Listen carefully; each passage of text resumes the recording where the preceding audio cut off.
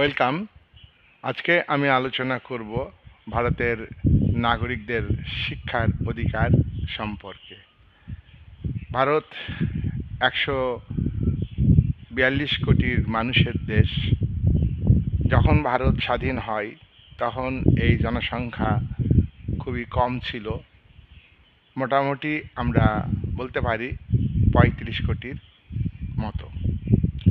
তো এই বিশাল জনসংখ্যা বিশিষ্ট ভারতবর্ষের মানুষকে শিক্ষিত, সচেতন এবং সক্ষম করে তোলা অপরিহার্য। আর শিক্ষার অধিকার, রাইট টু এডুকেশন, যদি সংবিধানের সাধারণ অধিকার হয় বা বিধিবদ্ধ অধিকার হয়, তাহলে অপেক্ষাকৃতভাবে রাষ্ট্রের পক্ষ থেকে কম গুরুত্ব দেওয়া হবে। তাই ভারতবর্ষের সংবিধান রচয়িতারা শিক্ষার অধিকারকে ভারতের নাগরিকদের জন্য মৌলিক অধিকার হিসাবে সংবিধানে উল্লেখ করেন। শিক্ষা হলো জাতির মেরুদণ্ড। শিক্ষা প্রতিষ্ঠান থেকে, শিক্ষকের কাছ থেকে ডাক্তার, নার্স, উকিল, মুক্তার, সাধারণ মানুষ, আইনজীবী, সমাজের প্রত্যেকটি স্তরের মানুষই কিন্তু শিক্ষার উপর নির্ভর করে। শিক্ষা বা এডুকেশন মানুষের মরাল ক্যারেক্টার বিল্ড করে, অর্থাৎ মরাল ক্যারেক্টার গড়ে তোলে এবং জীবনে সভ্যতার অগ্রগতির সঙ্গে নিজেকে খাপ খাইয়ে নিতে পারে মানুষ। আর এডুকেশন হলো জীবনে চলার পথে, বাস্তব জীবনে চলার পথে যে অভিজ্ঞতা সঞ্চয় করে, মানুষ সচেতন হয়, সক্ষম হয় এবং মানুষ কর্মদক্ষ হয়, সেই বিষয়টি হলো শিক্ষা। শিক্ষা ছাড়া এটা সম্ভব হয় না। শিক্ষা জাতির মেরুদণ্ড, সংবিধান রচয়িতারা উপলব্ধি করেছিলেন। তাই তো সংবিধানের পার্ট 3-তে উল্লেখ করেছেন যে রাইট টু এডুকেশন এটা সাংবিধানিক অধিকার। সংবিধানের 45 ধারাতেও শিক্ষা সম্পর্কে আলোচনা করা হয়েছে। শিক্ষার্থীদের শিক্ষা প্রদান করতে হবে, এ কথা বলা হয়েছে এবং সংবিধানে রাষ্ট্রকে দেওয়া হয়েছে নির্দেশমূলক নীতির মাধ্যমে। তাহলে তোমরা দেখছো শিক্ষার অধিকার মৌলিক অধিকার, সাংবিধানিক স্বীকৃতি লাভ করেছে। ভারতের নাগরিকদের যেসব অধিকার সংবিধানে স্বীকৃতি লাভ করেছে, সেই অধিকারগুলি তো মৌলিক অধিকার। তোমরা তো জানো রাইট টু ইকুয়ালিটি, সাম্যের অধিকার, এটা মৌলিক অধিকার। রাইট টু ফ্রিডম, স্বাধীনতার অধিকার, এটা মৌলিক অধিকার। রাইট এগেনস্ট এক্সপ্লয়টেশন, এটা মৌলিক অধিকার। রাইট টু রিলিজিয়াস, মৌলিক অধিকার। রাইট টু এডুকেশন, মৌলিক অধিকার। রাইট টু রেমিডিটিস, অর্থাৎ যেসব অধিকারগুলি নাগরিকদের সংবিধানে দেওয়া হলো, সেটা কতটা বাস্তবায়িত হলো, সেটা রাষ্ট্র বা কোনো ব্যক্তি বা প্রতিষ্ঠান লঙ্ঘন করেছে কিনা, বা করলে, আবেদন করলে তার সুবিচার পাবে, এ কথা 32 ধারাতেই উল্লেখ আছে। প্রতিবিধানের অধিকার, এটাও ভারতবর্ষের নাগরিকদের, এটাও একটা মৌলিক অধিকার। শিক্ষার অধিকার তাহলে 3য় অধ্যায়ে, তোমরা জানো যে সংবিধানকে 22টা অধ্যায়ে ভাগ করা হয়েছে। ভারতের সংবিধানের 22টা অধ্যায় আছে, ইংরাজিতে 22টা পার্ট আছে। এই 22টা পার্টের মধ্যে 3 নম্বর পার্টে তোমার ফান্ডামেন্টাল রাইটসের কথা উল্লেখ আছে। মূল সংবিধানে 7টা ফান্ডামেন্টাল রাইটস ভারতের নাগরিকদের জন্য ছিল। পরবর্তীকালে 1978 সালে 44তম সংবিধান সংশোধনের মাধ্যমে রাইট টু প্রপার্টি, এটা সম্পত্তির অধিকারকে বাতিল করা হয়েছে এবং সম্পত্তির অধিকার 300 ক ধারায় উল্লেখ করা হয়েছে। এটা একটা বিধিবদ্ধ অধিকার, একটা সাধারণ অধিকার। তাহলে একটা বাদ গেল 7টার মধ্যে। তাহলে 1978 সাল থেকে ভারতের নাগরিকদের 6টি মৌলিক অধিকার উল্লেখ আছে, তার মধ্যে রাইট টু এডুকেশন এটা একটা গুরুত্বপূর্ণ। রাইট টু এডুকেশন এবং রাইট টু কালচার এই দুটো একসঙ্গে যুক্ত। আজকে আমি আলোচনা করব রাইট টু এডুকেশন আর্টিকেল, এটা ধারা হিসেবে উল্লেখ আছে 30 ধারাতে বা আর্টিকেল 30-তে।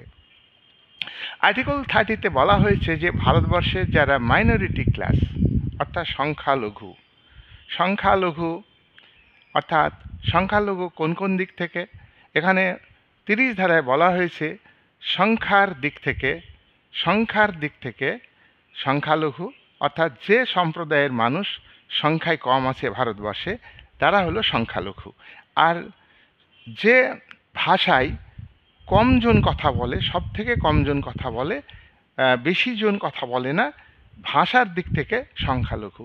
তাই প্রত্যেকটা নাগরিকের অর্থাৎ সংখ্যালঘু মানুষ যারা ভাষার দিক থেকে এবং সংখ্যার দিক থেকে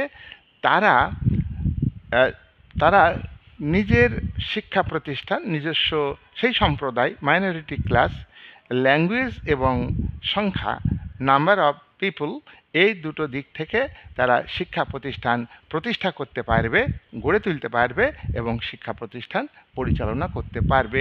এই যে মাইনরিটি ক্লাস অর্থাৎ ভাষা এবং সংখ্যার দিক থেকে মাইনরিটি ক্লাস, তারা নিজস্ব শিক্ষা প্রতিষ্ঠান গড়ে তুলতে পারবে, তারা সেই শিক্ষা প্রতিষ্ঠানকে পরিচালনা করতে পারবে সম্পূর্ণ স্বাধীনভাবে। এটা তাদের রাইট টু এডুকেশন, এটা ফান্ডামেন্টাল রাইটস।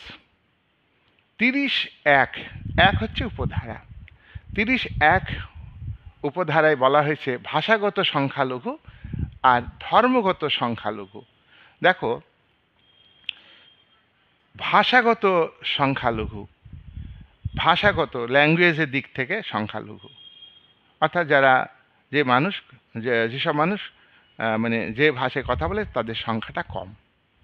আর যারা ধর্মের দিক থেকে সংখ্যালঘু, এই দুটো দিককে গুরুত্ব দেওয়া হয়েছে এই 30(1) ধারাতে। এই যে ভাষার দিক থেকে সংখ্যালঘু এবং ধর্মের দিক থেকে সংখ্যালঘু, তারা তোমার শিক্ষা প্রতিষ্ঠান গড়ে তোলার অধিকার ভোগ করবে। এটা শুধু অধিকার মানে সাধারণ অধিকার নয়, এটা রাইট টু এডুকেশন, এই অধিকারটা হচ্ছে তোমার ফান্ডামেন্টাল রাইটস। এই ফান্ডামেন্টাল রাইটস যদি কেউ কেড়ে নেয় বা ফান্ডামেন্টাল রাইটস ভারত রাষ্ট্র যদি দিতে ব্যর্থ হয়, তাহলে এই সংখ্যালঘু, ভাষাগত সংখ্যালঘু, ভাষার দিক থেকে সংখ্যালঘু এবং ধর্মের দিক থেকে ভারতে যারা সংখ্যালঘু, তারা কিন্তু সুপ্রিম কোর্ট অনুযায়ী 32 ধারা অনুযায়ী তারা আবেদন করতে পারবে যে কেন আমাদের এই শিক্ষা প্রতিষ্ঠান গড়তে দেওয়া হচ্ছে না, কেন আমাদের এই শিক্ষা প্রতিষ্ঠান সুষ্ঠুভাবে স্বাধীনভাবে পরিচালনা করতে দেওয়া হচ্ছে না। এইটা কিন্তু সংবিধানের ফান্ডামেন্টাল রাইটসের পার্ট 3-তেই 32 ধারায় উল্লেখ আছে। এই দায়িত্ব সুপ্রিম কোর্টকে দেওয়া হয়েছে। এবার আমরা এটা বলবো যে 1978 সাল, তোমরা কথা জানো যে 1977 সালে ভারতবর্ষে রাজনৈতিক ক্ষেত্রে ব্যাপক পরিবর্তন আসে। 52 নির্বাচন থেকে 77 পর্যন্ত একটানা কংগ্রেস দিল্লিতে ক্ষমতায় ছিল। তারপর 77 সালে দিল্লিতে নতুন সরকার আছে, জনতা সরকার। মোরারজি দেশাই তার প্রধানমন্ত্রী ছিলেন। তো এই সময়ে পার্লামেন্ট আইন করে তোমার বলে, অর্থাৎ এই সময়ে পার্লামেন্ট আইন করে বলে যে ভারত রাষ্ট্র যদি ভাষাগত সংখ্যালঘু এবং ধর্মগত সংখ্যালঘুদের শিক্ষা প্রতিষ্ঠান গড়ে তোলার অধিকারকে, শিক্ষা প্রতিষ্ঠানকে স্বাধীনভাবে পরিচালনা করবার অধিকারকে কেড়ে নেব বিশেষ স্বার্থে, তাহলে সেক্ষেত্রে ভারত সরকারকে খেয়াল রাখতে হবে যে যাতে এই সংখ্যালঘু, ভাষাগত সংখ্যালঘু এবং ধর্মগত সংখ্যালঘুদের শিক্ষার অধিকার ক্ষুণ্ণ না হয়।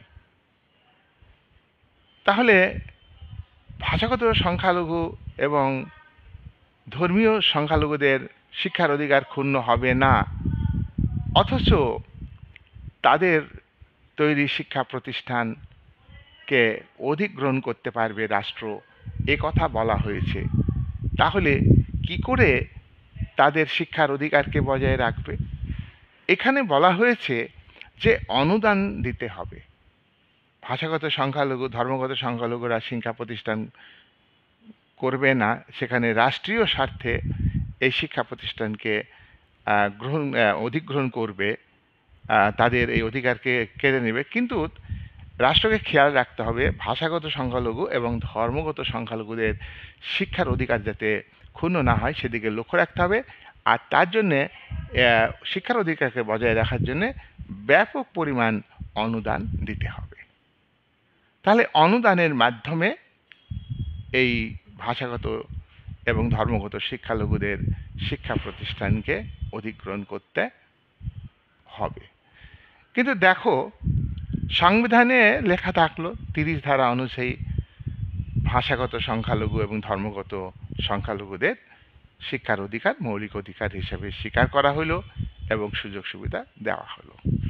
দেখো, যাদের শিক্ষিত করা হবে ভাষাগত সংখ্যালঘু এবং ধর্মগত সংখ্যালঘুদের, তাদের আর্থিক অবস্থা তো বিবেচনা করতে হবে, তাদের সামাজিক অবস্থা বিবেচনা করতে হবে, তাদের মানসিকতা যাতে শিক্ষার প্রতি আগ্রহী হয় সেটা ভাবতে হবে। অন্ন সংস্থানের ব্যবস্থা নেই, বাসস্থানের ব্যবস্থা নেই, চিকিৎসার অভাবে তারা মারা যাচ্ছে, তাহলে তারা এডুকেশান নেবে কী করে? বাস্তব পরিস্থিতি, এই দিকটার কথা এখানে বলা হলো না। শুধু নামে মাত্র সংবিধানে 30 ধারায় উল্লেখ করা হলো, তাতে কি শিক্ষার অধিকার পেয়ে যাবে? এই যে এই বক্তব্যটা আমি বলছি, শিক্ষার অধিকার তারা পাবে না, পায়নি, এটা শুধু আমি বা তোমরা ছাত্রছাত্রীরা বললাম তা নয়, এটা স্টেট স্বীকার করে নিয়েছে। তার কারণ আমরা নিরপেক্ষ বিচারে ভাবব যে আগে অন্ন, বস্ত্র, বাসস্থান, 3টি ফান্ডামেন্টাল ডিমান্ড মানুষের, এগুলি পূরণ করতে হবে। এবং বর্তমানে একটা দারিদ্রতার সংজ্ঞা চেঞ্জ হয়েছে।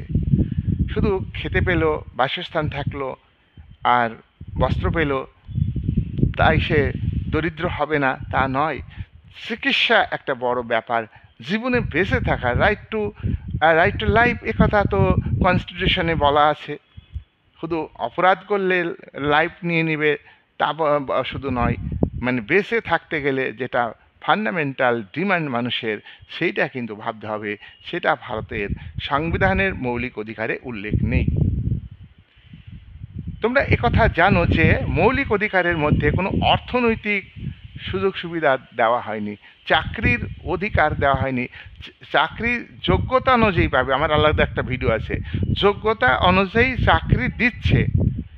ধরে নেওয়া হবে যে চাকরি যারা করে তারা যোগ্যতার মানদণ্ডেই চাকরি পেয়েছে, তাহলে তা নিয়ে আবার সুপ্রিম কোর্ট, তা নিয়ে আবার রাজ্য সরকার, কেন্দ্রীয় সরকার সংকীর্ণ রাজনীতি করছে। তাই চাকরি থেকে যারা বিতাড়িত হলো, চাকরি থেকে যাদের অধিকার, তাদের ফান্ডামেন্টাল রাইটস যে আমরা যোগ্যতা দেখিয়েই আমরা চাকরি করছি, সুতরাং আইনগত দিক থেকে, সাংবিধানিক ব্যবস্থার দিক থেকে তাদের চাকরি কেড়ে নেওয়ার অধিকার সুপ্রিম কোর্টেরও নেই এবং ভারত সরকার, কেন্দ্রীয় সরকারের নেই এবং রাজ্য সরকারেরও নেই। এই জায়গায় দাঁড়িয়ে আজকে যারা বেকার, যারা চাকরি করছিলেন এতদিন ধরে, 10 বছর 15 বছর, এই যে তাদের চাকরি থেকে চাকরির অধিকার কেড়ে নেওয়া যায় না। 16 ধারায় ভিডিও তোমরা দেখছো। আজকে শিক্ষার যে অধিকার, আর্থিক উন্নতি, আর্থিক সুযোগ সুবিধা ভারতবর্ষের প্রত্যেকটা মানুষের কাছে পৌঁছে দিতে হবে, স্টেট রেসপন্সিবল। কিন্তু ভারত রাষ্ট্র এক্ষেত্রে ব্যর্থ হয়েছে। সংবিধানে অর্থনৈতিক অধিকার, রাইট টু ওয়ার্ক তো উল্লেখ করেইনি। এটা ফান্ডামেন্টাল রাইটসের বড় ত্রুটি।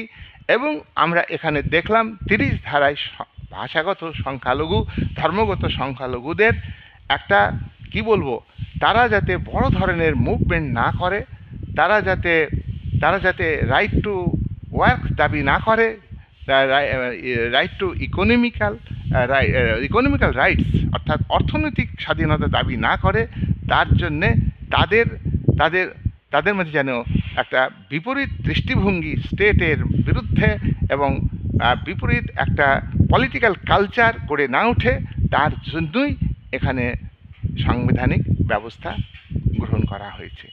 তারপরে সংবিধানকে ভারত সরকার মান্যতা দেয় না। তাই আমরা এই কথা বলবো, রাইট টু এডুকেশন 30 ধারায় উল্লেখিত মাইনরিটি ক্লাসকে দেওয়া হয়েছে ধর্মের ভিত্তিতে এবং ভাষার ভিত্তিতে, কিন্তু সার্বজনীনভাবে রাইট টু এডুকেশন এখানে দেওয়া হলো না। এটা বড় ত্রুটি। মানুষে বিভাজন করে দেওয়া, তুমি সংখ্যালঘু, তুমি ভাষার দিক থেকে সংখ্যালঘু, এটা বাস্তব, এটা হতেই পারে। ধর্মের দিক থেকে সংখ্যালঘু একটা ধর্মনিরপেক্ষ রাষ্ট্রে এটা হতেই পারে, থাকতেই পারে। কিন্তু তাকে স্পেশালি চিহ্নিত করে তার জন্য নামে মাত্র একটা সংবিধানের পাতায় খুশি করার জন্য পরোক্ষভাবে তাদের মনের ক্ষোভকে প্রশমিত করবার জন্য রাইট টু এডুকেশন 30 ধারায় উল্লেখ করা হলো। বিশাল পিপুল জনসমষ্টি ভারতবর্ষে, বাকি জনসমষ্টি যারা মেজরিটি, ভাষার দিক থেকে মেজরিটি, ভাষাগত দ্বন্দ্ব আরও আছে ভারতবর্ষে, আরও ভাষাগত দ্বন্দ্বকে সৃষ্টি করা হলো। আর ধর্মে যে সম্প্রীতি বজায় রাখার জন্যে ধর্মনিরপেক্ষ রাষ্ট্রের একটা আদর্শ, সেই আদর্শকেও ক্ষুণ্ণ করা হলো ভাষাগত এবং ধর্মের দিক থেকে এডুকেশন প্রদানের ব্যবস্থা গ্রহণ করা। একদিকে তাদের বাস্তবে এডুকেশন থেকে পরোক্ষভাবে বঞ্চিত রাখা হচ্ছে, আর একদিকে বিশাল জনগোষ্ঠী হিন্দু, মুসলিম, খ্রিস্টান, জৈন এই সম্প্রদায়গুলিকে চিহ্নিত করে তাদের মধ্যে একটা রাইট টু এডুকেশন দানের মধ্য দিয়ে একটা বিচ্ছিন্ন মনোভাব তৈরি করা হলো। এক সম্প্রদায় যাতে অপর সম্প্রদায়কে ভালো চোখে না দেখে। মাইনরিটিরা বলবে যে সংখ্যালঘুদের রাইট টু এডুকেশন দেওয়া হলো কেন? সাধারণ মানুষকে, ধর্মনিরপেক্ষ রাষ্ট্র, ধর্মেও নিরপেক্ষ রাষ্ট্র, সেখানে ধর্মের ভিত্তিতে রাইট টু এডুকেশন কেন? ভারতের সাধারণ মানুষ প্রশ্ন করতে পারে। সংবিধান বিশেষজ্ঞরা, রাজনৈতিক বিশ্লেষকরা তারা এই প্রশ্নটা করতে পারে। বিশেষ করে রাজনৈতিক বিশ্লেষক সমাজের মধ্যবিত্ত তথা যারা উচ্চবিত্ত তাদের সমস্যা হয় না, সমস্যা হয় সাধারণ মানুষের। শিক্ষার অধিকার থেকে সাধারণ মানুষ বঞ্চিত হয়। সেই জায়গায় দাঁড়িয়ে এখানে একটা বিভেদগামী শক্তি, একটা কমিউনাল হারমোনি এটা প্রতিষ্ঠার ব্যবস্থা স্টেটের তরফ থেকে করা দরকার ছিল। কিন্তু আর্টিকেল 30-তে এই ধর্মের ভিত্তিতে এডুকেশন দিয়ে, ভাষার ভিত্তিতে এডুকেশন দেওয়ার কথা বলে শুধু এমনি নয়, এটা ফান্ডামেন্টাল রাইটস, এটা ভাবতে হবে। এইটা কিন্তু একটা বড় ত্রুটি, 29 ধারার একটা বড় ত্রুটি। শিক্ষার অধিকারকে মেনে নিতে হবে, ভারতবর্ষের মানুষকে শিক্ষিত করতে হবে। দেখো, শিক্ষা মানে শুধু লিখতে পারা, পড়তে পারা এটা নয়। লিখতে পড়তে পারে তাও সে শিক্ষিত নয়, সে অশিক্ষিত হতে পারে। তাহলে শিক্ষা কাকে বলে? শিক্ষা হলো লিখতে পারবে, পড়তে পারবে, সচেতন হবে, সক্ষম হবে। এইটাই হলো শিক্ষা প্রকৃত অর্থে। এই শিক্ষাকে গুরুত্ব দেওয়ার কথা বলে ধর্মে বিভাজন, সংখ্যালঘু সংখ্যাগরিষ্ঠ ভাষাভাষী মানুষের মধ্যে বিভাজন সৃষ্টি করা হলো,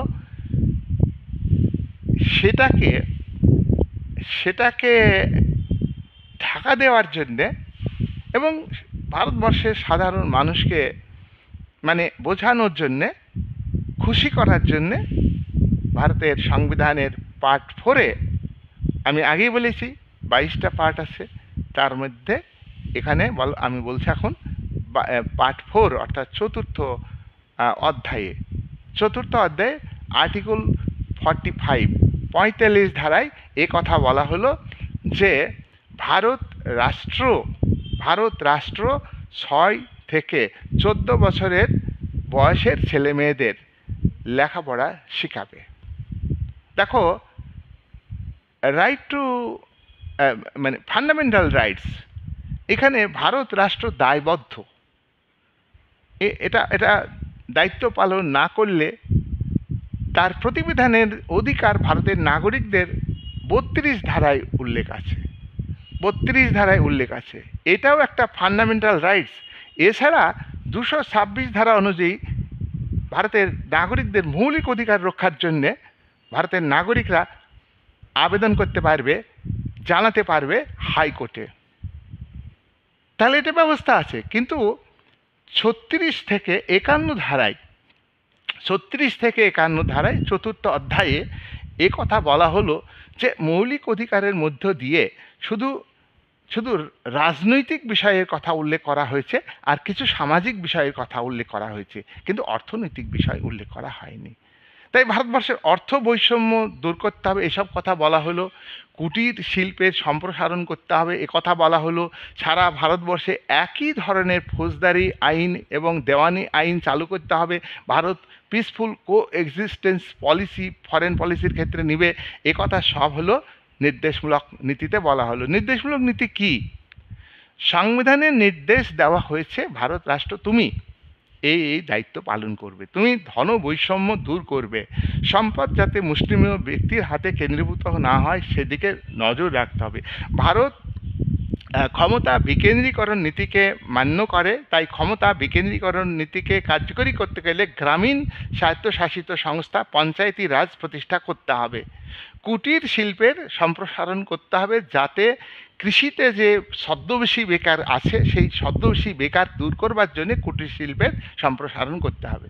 আমি আরও অনেক নির্দেশমূলক নীতিতে আরও একটা এখানে আজকের ভিডিওর আলোচনা যে 6 থেকে 14 বছরের বয়সে ছেলে মেয়েদের রাষ্ট্র শিক্ষা দেবে। তো 1960 সাল পর্যন্ত ভারত রাষ্ট্র পর্যালোচনা করে দেখলো যে তেমন কোনো অগ্রগতি হয়নি। 6 থেকে 14 বছরের ছেলেমেয়েরা শিক্ষিত হবে, লেখাপড়া শিখবে। আবার এদের জন্যে 24 ধারায় উল্লেখ করা হয়েছে ফান্ডামেন্টাল রাইটস হিসাবে, বলা হয়েছে যে এদেরকে কোনো খনিতে, কোনো কারখানাতে এবং কোনো বিপজ্জনক কাজে নিয়োগ করা যাবে না। আইনে আছে যে শিশু শ্রমিক থাকবে না, শিশু শ্রমিক বলে কোনো কথা হয় না। এখানে ভারতের পার্লামেন্ট আইন তৈরি করেছে 1986 সালে। তো এত কিছু বলল, সেখানে একটা এই বয়সের ছেলে মেয়েদের শিক্ষার প্রদানের ব্যাপারে বলা হলো যে ওই কাজগুলো করবে না, বিপজ্জনক কাজ না করে তারা কি করবে, এডুকেশান নেবে, লেখাপড়া শিখবে, তারপরে তারা যাতে শিক্ষিত হয়, হ্যাঁ, এটা এনশিওর করার জন্যে, হ্যাঁ, নিশ্চিত করার জন্যে তোমার সংবিধানের 45 ধারায় উল্লেখ হলো ভারত রাষ্ট্র তুমি এদেরকে লেখাপড়া শেখাবে। কিন্তু ভারত সরকার পর্যালোচনা করে দেখলো 1960 সাল অবধি ভালো উন্নতি হয়নি। তারপর এইভাবে চলতে লাগলো। ভারত উদারনৈতিক গণতান্ত্রিক দেশ, এখানে সম্পদের উপর ব্যক্তিগত মালিকানা আছে, সম্পদ দিনের পর দিন মুষ্টিমেয় ব্যক্তির হাতে জমা হচ্ছে, আর রাষ্ট্রের সরকার এখানে নীরব দর্শকের ভূমিকা পালন করে। আজকে পৃথিবীতে 5ম স্থান অধিকার ভারত অর্থনৈতিক ক্ষেত্রে অর্জন করতে পারে, কিন্তু তার পাশাপাশি কথা মনে রাখতে হবে 5%, 2% বা 10%ই ধরো তাদের হাতে সম্পদ আছে, 1%-এর হাতে ব্যাপক পরিমাণ সম্পদ আছে, কিন্তু ভারত সরকার এই 1% ধনীদের সমর্থন করে, আর ভোট নেওয়ার জন্য, ভোট ব্যাংক তৈরি করবার জন্য সাধারণ মানুষের কথা বলে। এইটাই হলো সঠিক কথা। তাহলে আজকে আজকে 2025 সাল পর্যন্ত যদি আমরা পর্যালোচনা করি, ভারত রাষ্ট্রকে দায়িত্ব দেওয়া হয়েছে, তাহলে সেই ভারত রাষ্ট্র 6 থেকে 14 বছরের ছেলে মেয়েদের কেন লেখাপড়া শেখাতে পারেনি? সরকার কেন এই বয়সের ছেলে মেয়েদের ব্যবস্থা গ্রহণের কথা বলছে? ওখানে বলা ছিল অবৈতনিক এবং বাধ্যতামূলক শিক্ষা গ্রহণের ব্যবস্থা গ্রহণ করবে রাষ্ট্র। রাষ্ট্র ব্যর্থ হয়েছে। রাষ্ট্র ব্যর্থ হয়েছে এ কথা আমাদের কথা নয়, ছাত্রছাত্রীর কথা নয়, ভারতবর্ষের জনগণের কথা নয়। এ কথা হলো 2002 সালে 86তম যে অ্যামেন্ডমেন্ট হয়েছে, ভারতের সংবিধান সংশোধন হয়েছে, তাতেই বলা হয়েছে কি বলা হয়েছে? বলা হয়েছে যে 6 থেকে 14 বছরের বয়সের ছেলে মেয়েদের লেখাপড়া শেখার যে অধিকার, সেটা কিন্তু ফান্ডামেন্টাল রাইটস, অর্থাৎ মৌলিক অধিকার। দেখো, শিক্ষা নিয়ে এত গল্প, 6 থেকে 14 বছরের ছেলে মেয়েদের দায়িত্ব দিল স্টেটকে, স্টেট ব্যর্থ হলো, সে কথা স্বীকারই হচ্ছে। তার কারণ, তাহলে যদি স্টেট 6 থেকে 14 বছরের ছেলে মেয়েদের লেখাপড়া শেখাতে পারতো, শুধু শিখে যেত, তাহলে 2002 সালে 86তম অ্যামেন্ডমেন্টের মাধ্যমে ফান্ডামেন্টাল রাইটস হিসাবে এই 6 থেকে 14 বছরের ছেলে মেয়েদের লেখাপড়া শেখার দায়িত্ব এখানে ধর্মের ভিত্তিতে নয়, সমস্ত ধর্মের মানুষের, সমস্ত ভাষাভাষীর মানুষের 6 থেকে 14 বছরের ছেলে মেয়েদের বাধ্যতামূলকভাবে অবৈতনিক তাদের বই খাতা, খাওয়া দাওয়া সব কিছু পরিবহন কস্ট রাষ্ট্রকে বহন করতে হবে, এবং রাষ্ট্র তাদেরকে শিক্ষিত করবে।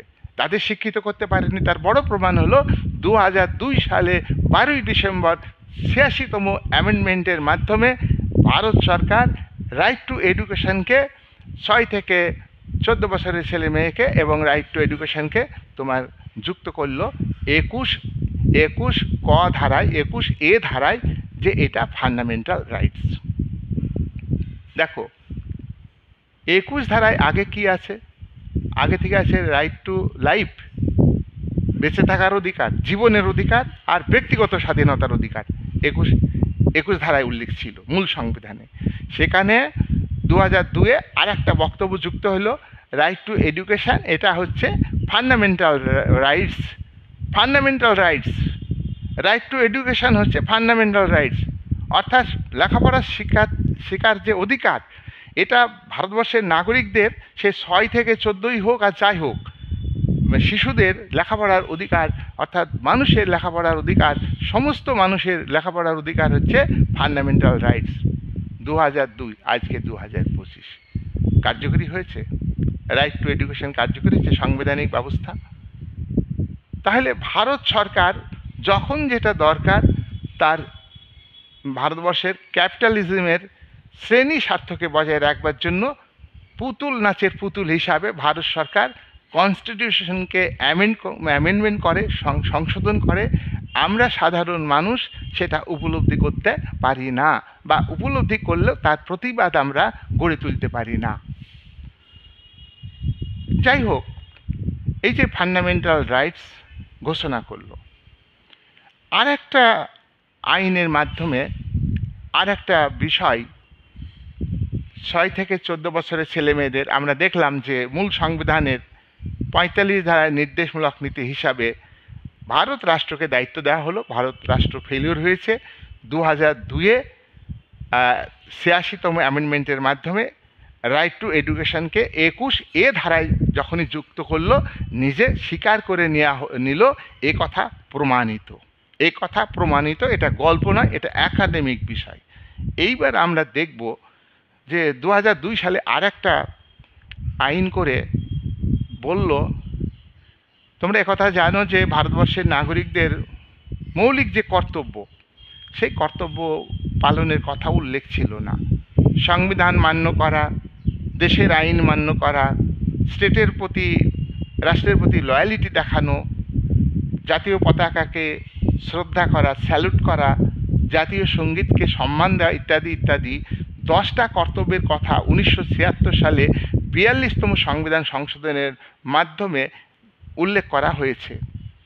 আর 2002-এ এসে right two education, that is fundamental rights, এটা 21 এ ধারায় যেমন বলা হলো, তেমনি বলা হলো যে এই 6 থেকে 14 বছরের ছেলে মেয়েদের লেখাপড়ার ব্যাপারে আরও সেফটি ভ্যালভ হিসাবে অভিভাবককে দায়িত্ব দেওয়া হলো। অভিভাবকের একটা ডিউটি যে 6 থেকে 14 বছরের ছেলে মেয়েদের লেখাপড়া শেখাবে, এ ব্যাপারে অভিভাবকরাও একটা ভূমিকা গ্রহণ করবে।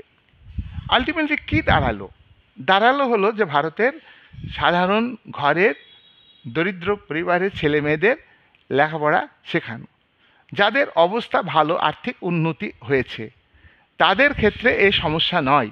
তার কারণ তাদের ছেলেমেয়েরা কাপ প্লেট ধুতে যায় না, জমিতে ক্ষেত মজুরের কাজ করতে যায় না, ফুল তুলে মালা গেঁথে বাজারে বিক্রি করে তাদেরকে পড়াশোনা করতে হয় না, বা তাদের পরিবারকে আর্থিক নিরাপত্তার কাজে তাদের ব্যস্ত থাকতে হয়। তার কেন রাইট টু এডুকেশান তাদের কাছে স্বপ্ন। তাহলে আর্থিক উন্নতি এটা ভারতবর্ষে এই শ্রেণীর সাধারণ মানুষের মধ্যে এখনো পৌঁছায়নি। তাই বাবা মাকে দায়িত্ব দিয়ে এখানেও ভারত রাষ্ট্র নিজে একটা হালকাভাবে থাকতে চাই, একটা দায় এড়িয়ে যাওয়া। আমরা এটা লক্ষ্য করেছি 1991 সাল থেকে ভারত রাষ্ট্র একটা দায় এড়িয়ে যাচ্ছে। এটা বিশ্বায়ন প্রক্রিয়াকে ভারত গ্রহণ করেছে, নয়া অর্থনীতিকে গ্রহণ করেছে, নয়া উদারীকরণ অর্থাৎ স্টেটের নিয়ন্ত্রণ বেসরকারি প্রতিষ্ঠান থেকে কমানো। এখানে উৎপাদনের ক্ষেত্রে যেমন নয়া উদারীকরণ অর্থাৎ রাষ্ট্রের নিয়ন্ত্রণ কমাচ্ছে, তেমনি এডুকেশনের বিষয়ে ভারত রাষ্ট্র নিয়ন্ত্রণ কমাচ্ছে, রাষ্ট্রের উদ্যোগকে তুলে দিচ্ছে এবং বেসরকারি উদ্যোগকে শিক্ষা প্রতিষ্ঠান তৈরি করার ক্ষেত্রে উৎসাহ দিচ্ছে। বড় বড় মাল্টিন্যাশনাল কর্পোরেশনকে শিক্ষা প্রতিষ্ঠানের অনুমোদন দিচ্ছে এবং শিক্ষা তাদের হাতে চলে যাচ্ছে এই বেসরকারিকরণ প্রক্রিয়ার মধ্য দিয়ে 1991 সাল থেকে। সেই জন্যে 2002-এ 6 থেকে 14 বছরের ছেলে মেয়েদের প্রথমে 45-এ বলল যে ভারত রাষ্ট্র এদের লেখাপড়া শেখাবে। তারপরেও ব্যর্থ যখন হলো ভারত সরকার, তখন 2002 সালে 86তম অ্যামেন্ডমেন্টের মাধ্যমে এটা ফান্ডামেন্টাল রাইটস হিসাবে ঘোষণা করলো যে সমস্ত নাগরিকদের লেখাপড়া শেখাতে হবে, কথা এটা মৌলিক অধিকার। আমরা মূল সংবিধানে আমরা দেখিনি, মূল সংবিধানে শুধু ধর্ম এবং ভাষার মাইনরিটির ভিত্তিতে রাইট টু এডুকেশনকে স্বীকার করা হতো। আজকের ভিডিও খুব গুরুত্বপূর্ণ, খুব ভালো করে জানবে। এইবার তাহলে আমরা এটা দেখছি যে আমাদের দেশে শিক্ষাকে সংবিধানের পাতাতেই তেমন গুরুত্ব দেওয়া হয়নি, আর যেটুকু সংবিধানের পাতায় গুরুত্ব দেওয়া হয়েছে সেটা কিন্তু বাস্তবে রূপায়িত হয়নি। 30 ধারার মাইনরিটি ক্লাসের ল্যাঙ্গুয়েজগত এবং রিলিজিয়াসের ভিত্তিতে যে মাইনরিটি, তাদেরও মধ্যে এডুকেশান আশানুরূপ কেন অগ্রসর হয়নি। 45 ধারার বক্তব্য কার্যকরী হয়নি, এটা স্টেট স্বীকার করে নিয়েছে। বাবা মাকে দায়িত্ব দিল, তার মানে কি স্টেট তার নিজের দায়িত্ব, এটা বেসরকারিকরণকে প্রাধান্য দিল এডুকেশানে। আর নয়া উদারীকরণ অর্থাৎ এডুকেশনের উপর স্টেটের কন্ট্রোল, এডুকেশনের উপর স্টেটের নজর দূরে সরিয়ে দিল। এইবার আমাদের যুক্তরাষ্ট্রীয় কাঠামোতে শিক্ষাকে যৌথ তালিকায় রাখা হয়েছে। তোমরা জানো যে ভারত হলো যুক্তরাষ্ট্রীয় কাঠামোর দেশ, যদিও এখানে কেন্দ্র প্রবণতা বেশি, কেন্দ্রের হাতেই মূল ক্ষমতা, তবুও এখানে ক্ষমতা বিভাজনের ক্ষেত্রে আমেরিকার মতো বা অন্যান্য যুক্তরাষ্ট্রীয় ব্যবস্থার মতো নিয়মকে গ্রহণ করা হয়নি। এখানে ক্ষমতাকে ভাগ করা হয়েছে তিনটি তালিকা: কেন্দ্রীয় তালিকা, রাজ্য তালিকা এবং যুগ্ম তালিকা। এই যুগ্ম তালিকার একটা বিষয় হলো শিক্ষা। শিক্ষাকে ভারত সরকার, কেন্দ্রীয় সরকার মানে কে গুরুত্ব দিতে হবে, যেহেতু এটা যৌথ তালিকা। রাজ্য সরকারকেও গুরুত্ব দিতে হবে। এখানে দুই সরকার প্রচণ্ডভাবে শিক্ষার ব্যাপারে অবহেলা করে। তার বড় প্রমাণ হলো 2002 সালে রাইট টু এডুকেশনকে ফান্ডামেন্টাল রাইটস হিসেবে 21 ধারায় যুক্ত করলো ভারত সরকার। আর 2002 সালে ভারত সরকার ভারতের নাগরিকদের কর্তব্য হিসাবে 11তম কর্তব্য হিসাবে অভিভাবকদের দায়িত্ব দিল। দেখো, 2005-এ শিক্ষার গল্প আবার নতুনভাবে মোড় নিল। 2005-এ 93তম সংবিধান সংশোধনের মাধ্যমে আরও বলা হলো যে 15.5 উপধারায় এখানে ভারতবর্ষের এসসি এবং এসটি সম্প্রদায়ের মানুষ, তপশিলি জাতি এবং উপজাতিদের জন্য বিশেষভাবে শিক্ষার বিস্তার ঘটাতে হবে এবং তাদের জন্যে শিক্ষা প্রতিষ্ঠানে সংরক্ষণের ব্যবস্থা করতে হবে। খুব ভালো কথা। ভারতবর্ষের ন্যাশনালিটিকে, নেশানকে শাসক শ্রেণী এবং সংবিধানেই একটা টুকরো টুকরো করে রাখার একটা মানসিকতা আছে। আমাদের দেশের সংবিধান বিশেষজ্ঞরা এবং যারা আমরা রাষ্ট্র ব্যবস্থার অধীন, অবশ্যই ভারত রাষ্ট্রের প্রতি আমরা সম্মান জানাবো, ভারত রাষ্ট্রের সার্বভৌমত্বকে বজায় রাখবো, সম্মান জানাবো সংবিধানকে। কিন্তু একটা কথা মনে রাখতে হবে যে আমাদের এই সংবিধান সেই সময়ে হয়েছে, সেই সময়ের অর্থনৈতিক, সামাজিক, রাজনৈতিক প্রেক্ষাপটে তৈরি হয়েছে। আর আজকে 2025-এ রাজনৈতিক, অর্থনৈতিক প্রেক্ষাপট চেঞ্জ হয়েছে। আজ আমেরিকা স্বাধীনতা যুদ্ধ হয়েছে 1776 থেকে 1783 সালে। আমেরিকা কি আজকে 2025-এ সেই সংবিধানকে আঁকড়ে ধরে রেখেছে? আজকে ভারতবর্ষের সংবিধানের যে সমস্ত ব্যাপারগুলো বিচ্ছিন্নতা সৃষ্টি হবে, জাতীয় ঐক্য এবং সংহতিকে নষ্ট করবে, ক্ষুণ্ণ করবে, তেমন বিষয় ভারতের সংবিধানে রয়েছে, সেগুলিকে বাতিল করা অতি অবশ্যই প্রয়োজন। এ কথা বলা মানেই সংবিধানের বিরোধিতা করা নয়, ভারত রাষ্ট্রের বিরোধিতা নয়, ভারত রাষ্ট্রকে আরও বেশি ভালোবাসার কথা। ন্যাশনালিজম যাদের আছে তারা ভারতকে স্বচ্ছ জায়গায় রাখতে চায়। আর্থিক দুর্নীতি কেন্দ্রীয় স্তরে কনকারেন্ট লিস্টে হচ্ছে এডুকেশন। কেন্দ্রীয় স্তরে যেমন আর্থিক দুর্নীতি হয় শিক্ষার ব্যাপারে, রাজ্য স্তরে ব্যাপক আর্থিক দুর্নীতি হয়েছে। 26,000 চাকরিজীবীকে বিনিয়মের এক্সকিউজ দেখিয়ে যে আজকে চাকরি বাতিল হলো, এটা 16 ধারায় বক্তব্য আছে যে যোগ্যতা দেখেই চাকরি দেওয়া হয়। যোগ্যতা দেখে, না দেখে যদি চাকরি দেওয়া থাকে, 26,000-এর মধ্যে কে যোগ্য অযোগ্য এটা আবার বিভাজন করা হচ্ছে। যোগ্য না হইলেও তারা যোগ্য, সাংবিধানিক সিস্টেমে তারা কিন্তু যোগ্য, যোগ্যতার ভিত্তিতে চাকরি, এ কথা বলা আছে। যোগ্য তার নেই অথচ চাকরি দিয়েছে, তার দায় কিন্তু চাকরিজীবীরা নয়, তার দায় হলো ভারতের কেন্দ্রীয় সরকার আছে, যেহেতু এটা যৌথ তালিকা, এখানে রাজ্য সরকার আছে এবং কেন্দ্র এবং রাজ্য উভয়ে একটা গাঁট ছাড়া সম্পর্ক, পারস্পরিক একটা গুড রিলেশন, বাইরে খারাপ রিলেশন দেখায় বিরোধী দল বা সরকারি দলের এই সমস্ত এক্সকিউজ দেখায়, দিয়ে সাধারণ ভারতবর্ষের শিক্ষার অধিকার বাস্তবে তো রূপায়িত হয়নি। যেটুকু যারা নিজের তাগিদে খুবই অতি কষ্টে লেখাপড়া শিখে তারা চাকরি পেয়েছে, চাকরি যারা পেয়েছে তাদের থেকে সোসাইটিতে আরও অনেক যোগ্য মানুষ আছে, একথা ঠিক। এবং তারা যোগ্যতা মাপা হলো মাপকাঠি হচ্ছে পলিটিক্স যোগ্যতার মাপকাঠি হলো সংকীর্ণ সরকারের দৃষ্টিভঙ্গি, সংকীর্ণ রাজনীতি, আর্থিক দুর্নীতি, এই সমস্ত হচ্ছে যোগ্যতার মাপকাঠি। তো সেখানে মানে দুর্নীতির মাধ্যমে এখানে হয়েছে যারা দুর্নীতি করলো তারা অপরাধী নয় ভারতীয় বিচার ব্যবস্থার কাছে। যারা যারা দুর্নীতি যদি করে থাকে সেখানে পদ্ধতি মেনটেন করেনি, এখানে কর্তৃপক্ষ দায়ী। কিন্তু হিউম্যান গ্রাউন্ডে এবং এই হিউম্যানিটির কথা জাতিপুঞ্জের সনদে আছে,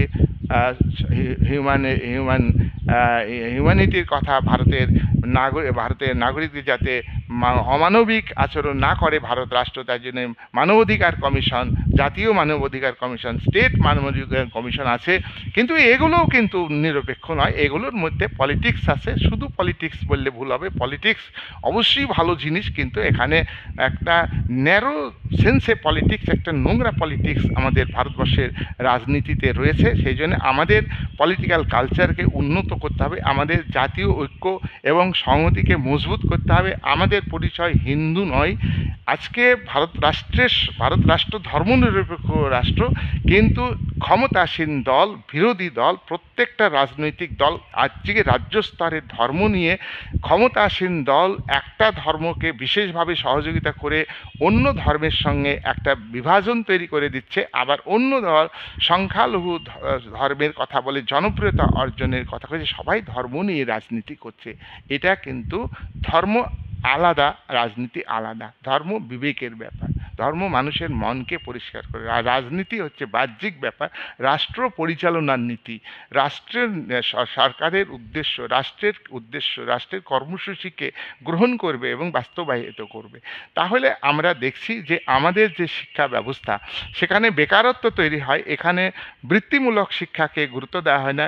উন্নত দেশগুলো পদ্ধতিকে গ্রহণ করা হয় এখানে, কিন্তু অনুকরণ করা হয়, কিন্তু উন্নত দেশগুলো তাদের জনসংখ্যা কম, তাদের পরিকাঠামো অনেক বেশি উন্নত, এবং সরকার এডুকেশন পারপাসে যে ব্যয় করে আমাদের এখানে ভারত সরকার, কেন্দ্রীয় সরকার সেই এডুকেশন ব্যাপারে ততটা ব্যয় করে না।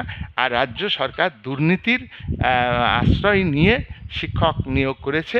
এটা কিন্তু এর ফলে কী হয়েছে, উপযুক্ত শিক্ষকের অভাব, উপযুক্ত পাঠ্যপুস্তকের অভাব। যারা শিক্ষাবিদ তারা পাঠ্যক্রম তৈরির ক্ষেত্রে তারা সুযোগ পান না, যারা রাজনীতির সঙ্গে যুক্ত থাকেন তারা পাঠ্যক্রম তৈরির ক্ষেত্রে সুযোগ পান। ভালো যারা ধর্মনিরপেক্ষ মানুষ তারা সুযোগ পান না, তাদের মধ্যে ধর্মীয় গোঁড়ামি আছে তারা পাঠ্যক্রম তৈরির ক্ষেত্রে সুযোগ পায়।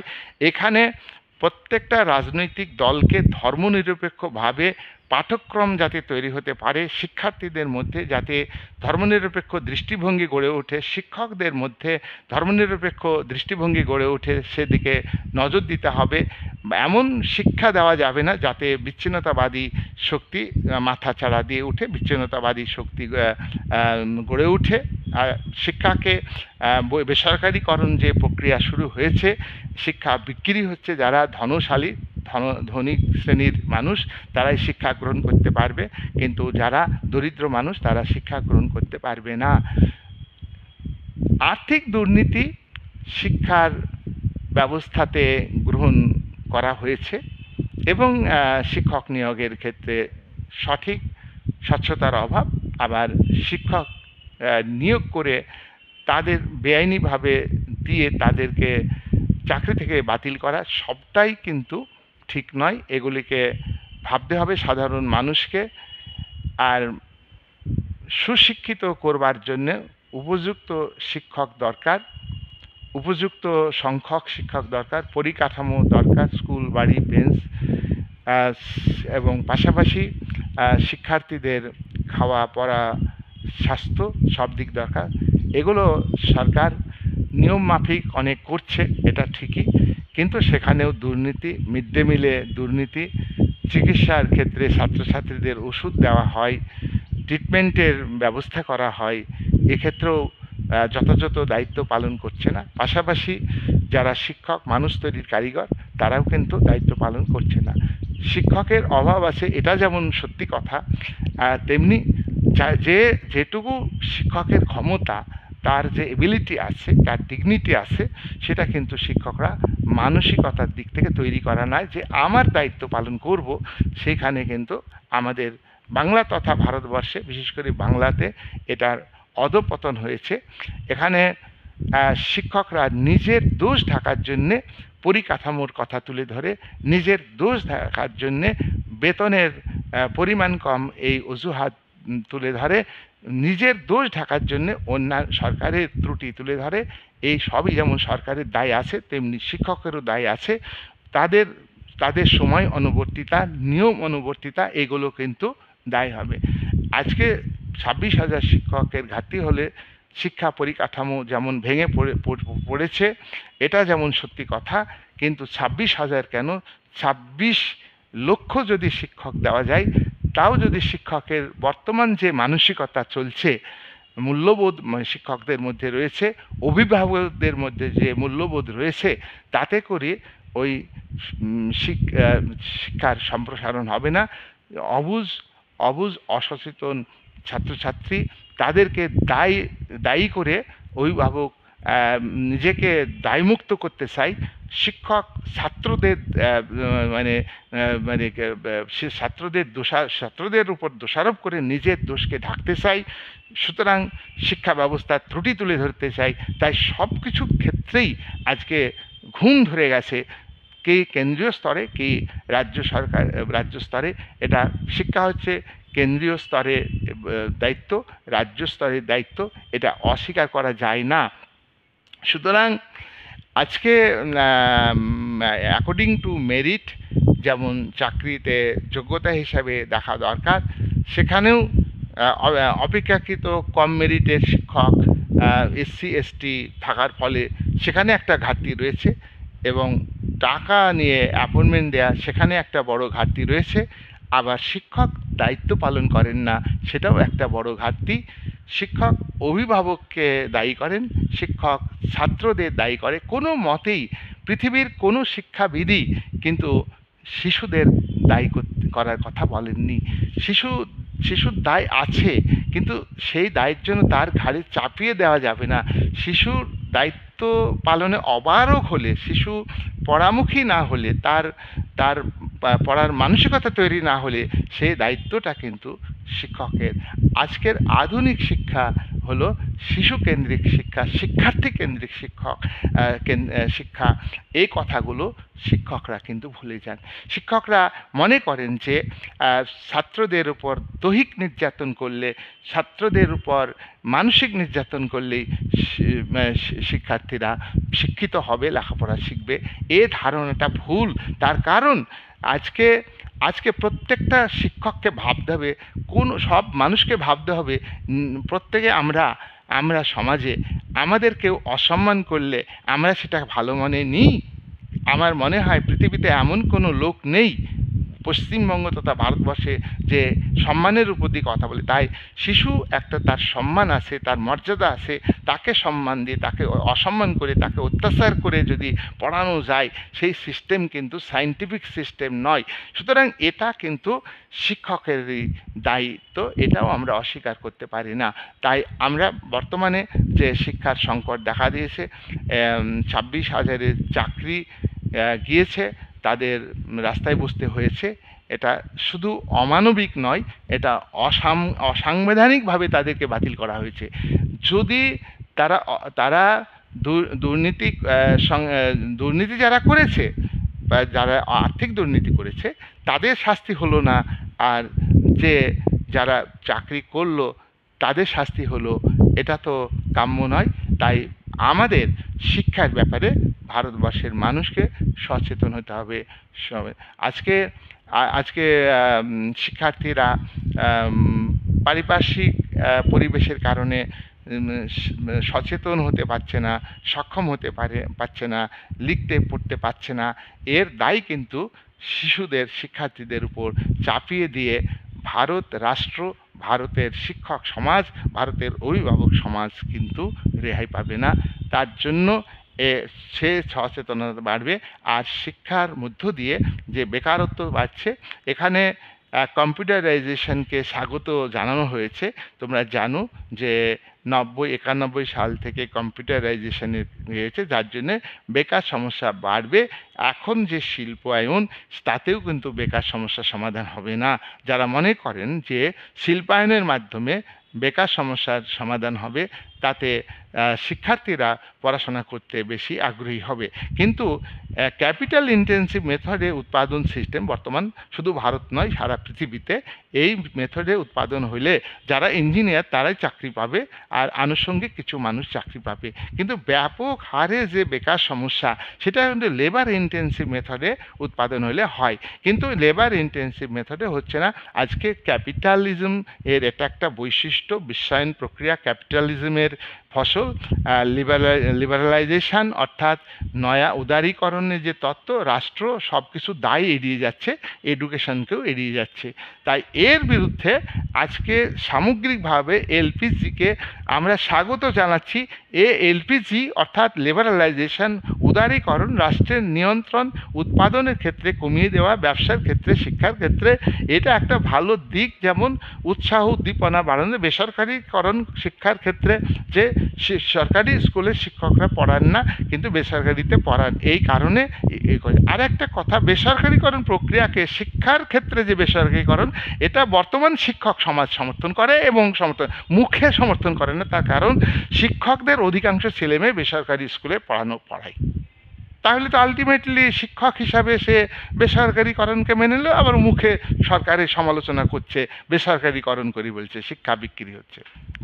তাহলে সেই শিক্ষক সমাজকে ভাবতে হবে যে আমাদের ছেলে মেয়েকে আমাদের সরকারি শিক্ষা প্রতিষ্ঠানে পড়াতে হবে, যেটা আজকে 15-20 বছর আগে যেখানে সিএম একটা গঠনমূলক দৃষ্টিভঙ্গি গ্রহণ করেছিলেন, সেখানে অনেক শিক্ষক কিন্তু এনকারেজ হতেন, তার শিক্ষার্থীদের শিক্ষার ব্যাপারে উদ্যম নিতেন।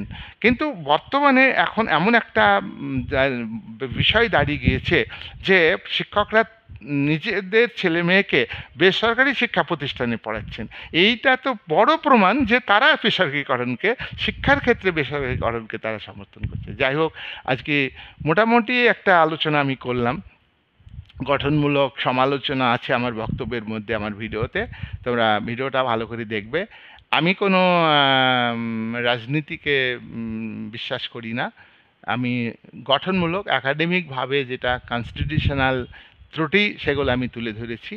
আমি দেশকে সমর্থন জানিয়ে দেশের আজকে এডুকেশান সিস্টেমের মধ্যে বৃত্তিমূলক শিক্ষা, সেই শিক্ষা ভারতীয় ক্ষেত্রে গ্রহণ করা হয় না।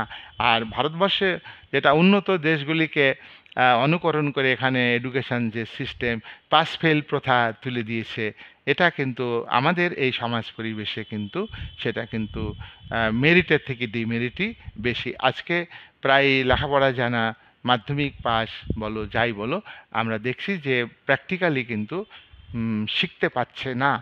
এর জন্যে মানে পড়ুয়ারা দায়ী নয়, এর জন্যে সিস্টেম দায়ী, অভিভাবক কেউ আমরা দায়ী করতে পারি। তার কারণ অভিভাবকদের মধ্যে চেতনার অভাব। এই শিক্ষা ব্যবস্থার বিরুদ্ধে শিক্ষার্থীদের স্বার্থ রক্ষা করবার জন্য পথে নামা উচিত, রাস্তায় নামা উচিত, প্রতিরোধ গড়ে তোলা দরকার, একটা সাংবিধানিক পদ্ধতিতেই প্রতিরোধ গড়ে তোলা দরকার। কারণ আমরা স্বাধীন দেশের নাগরিক, আমরা প্রতিবাদ কোনো হিংসার মাধ্যমে নয়, ভায়োলেন্সের মাধ্যমে নয়, পিসফুল আমরা প্রতিবাদ করব। আর শিক্ষকদের মধ্যে চেতনাটা দায় বৃদ্ধি করা দরকার যে আমি একজন শিক্ষক, আমার দায় আছে। শুধু শিক্ষকের সংখ্যা বাড়লেই উন্নতি হবে না। অনেক স্কুল আছে যে শিক্ষার্থী কম, শিক্ষা প্রতিষ্ঠান উঠে যাচ্ছে যে শিক্ষক বেশি, শিক্ষার্থী কম, সেখানে কেন লেখাপড়ার মানটা উন্নত হচ্ছে না? তাহলে ওটা একটা এক্সকিউজ আর কি। তবে পাশাপাশি যতজন শিক্ষক দরকার ততটাই শিক্ষক দেওয়া উচিত। সরকারের এটা ফেলিওর। এখানে দুর্নীতি করার ফলে আজকে 26,000-এর ঘাটতি হয়েছে, আগামী দিনে আরও ঘাটতি হয়েছে। দুর্নীতির মধ্য দিয়ে যে অ্যাপয়েন্টমেন্টগুলো দেওয়া হয়েছে, পদ্ধতি মেনটেন করে দুর্নীতি হলে দুর্নীতিকে ঢাকতে পারে। এখানে দুর্নীতির আবার পদ্ধতি আছে, আর্থিক দুর্নীতির আবার পদ্ধতি আছে। চুরি করে হজম করার একটা ব্যাপার আছে, সেই হজমটা কিন্তু বর্তমান রাজ্য স্তরে এখানে কেন্দ্র এবং রাজ্য উভয় সরকারই দায়ী। এখানে সাধারণ যারা শিক্ষক সমাজ তাদেরকে ভ্যাটা মনে করে, শিক্ষকদের এ ব্যাপারে সচেতন হওয়া উচিত। গভর্নমেন্ট ভ্যাটা মনে করে এবং ছাত্রছাত্রীদের যুবক যুবতীদের অর্থাৎ যারা ইয়াং জেনারেশন যারা বেকার তাদেরকে তুচ্ছ মনে করে।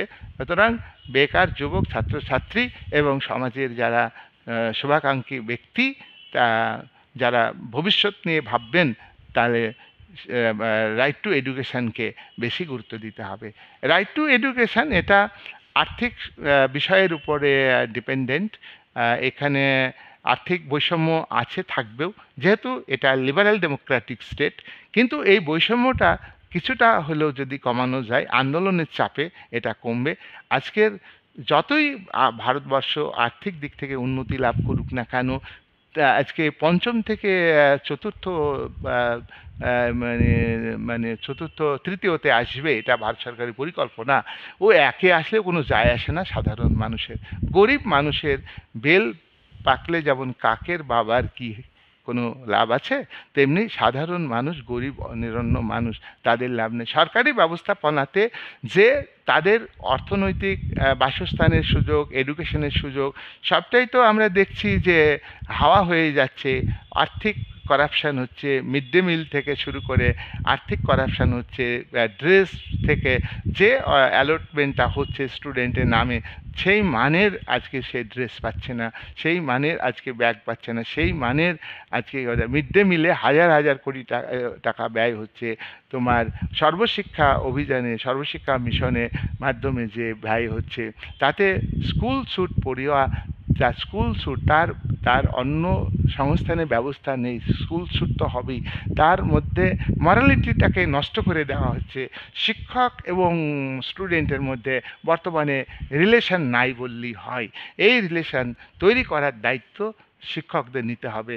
এটা শুধু আইনগত বিষয় নয়, এটা একটা সামাজিক কর্তব্য, এটা নৈতিক কর্তব্য। এই বলে আজকের ভিডিও আমি শেষ করছি। ভারতের সাংবিধানিক ব্যবস্থা আরও আমি ভিডিও বানাবো, থিওরির উপরে অনেক ভিডিও আমি তৈরি করছি, আরও করতে থাকবো। যেমন সার্বিক ভোটাধিকার নিয়ে আমি আলোচনা করব।